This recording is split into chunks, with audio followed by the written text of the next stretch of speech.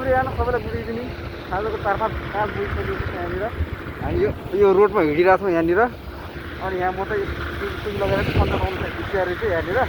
अनि जुनको अवस्थामा छ है यो रोड, हामी हिँड्ने रोड। मैले हिउँ भन्छ नि, हिउँको पीडा हाल्यो उरायो त्यस्तै छ। अनि हाम्रो मित्र हुनुहुन्छ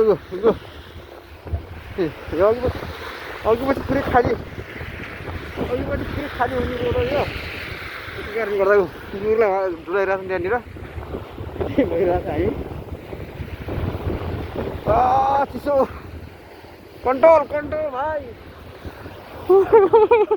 गाडीहरू सब पुगिसकेको छ नि हिउँले।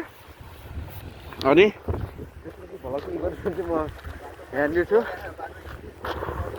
यो बाटो छोडिदिनु पर्ने, छोड्दै छैन। छोड्छ होला पछि कि अहिले यो हेर्नु त कसलाई गऱ्यो भन्ने, यो सम्बन्धित निकायको ध्यान जाओस् भन्ने कि भन्ने हिउँ धेरै जरुरी छ यहाँनिर। त्यही हो, उल्टी बाटो हिँडौँ न भाइ। त्यो बाटो छोडिएको छ क्या हिउँ। यो पनि कोही मान्छेलाई रहर लागिरहेको होला, हामीलाई पनि रहरै लागिरहेको थियो सुरुमा त।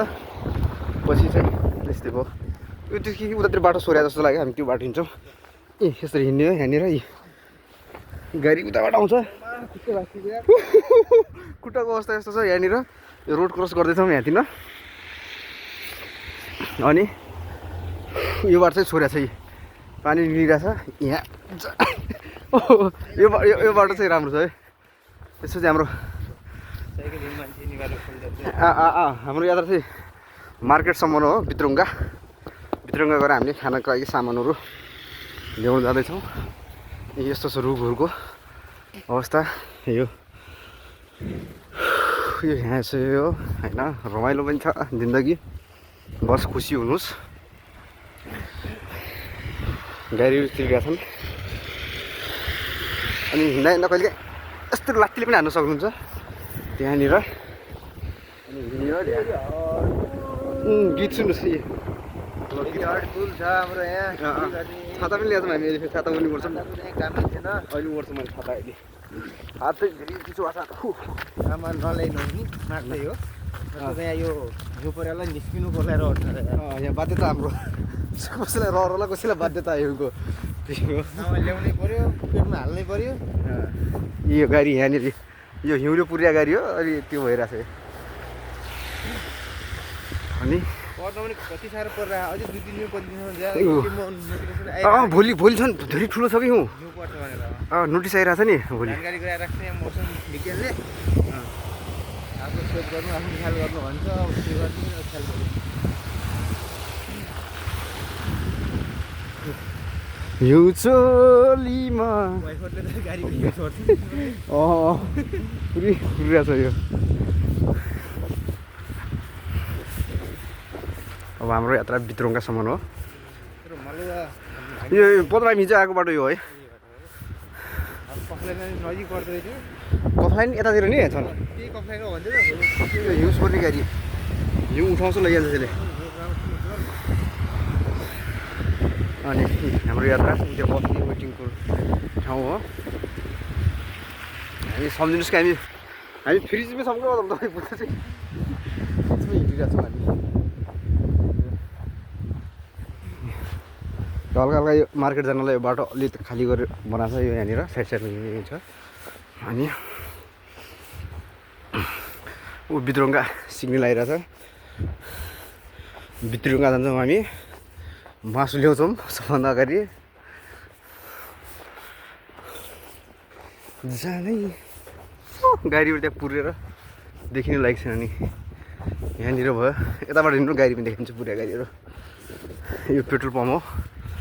पेट्रोल सेट्रोल यताउता हाल्नु पऱ्यो नि। पेट्रोल पम्पको अवस्था यस्तो छ। तर यहाँ सफा गरेर अलिक कम भएको थियो। गाडीहरू धुनै पर्दैन यहाँ। हिउँले आफै सफा गरिदिन्छ।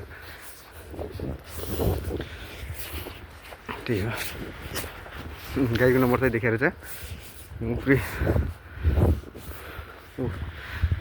सफा गरिरहेको छ मित्रहरूले। भित्रङ्गा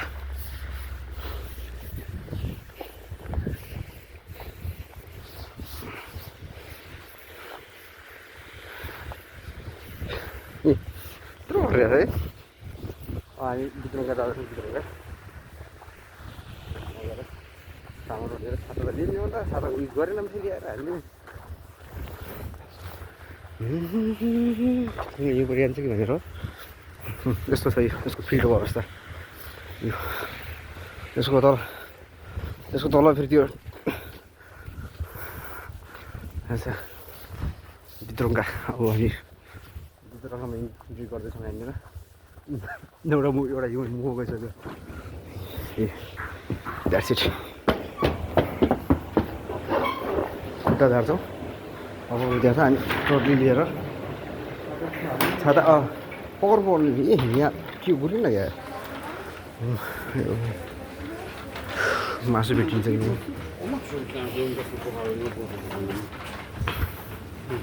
यहाँ मासु हो सुन्तलाहरू प्याजहरू यहाँ आएर हामी चाहिँ यहीँ मासु लैजान्छौँ डेढ लाम भयो होला हाल्नु न मुरु सबै हाल्नु यो चाहिँ भित्र गएको हाम्रो अहिले अब सामान किनेर हामी केही छैन जान्छौँ हामी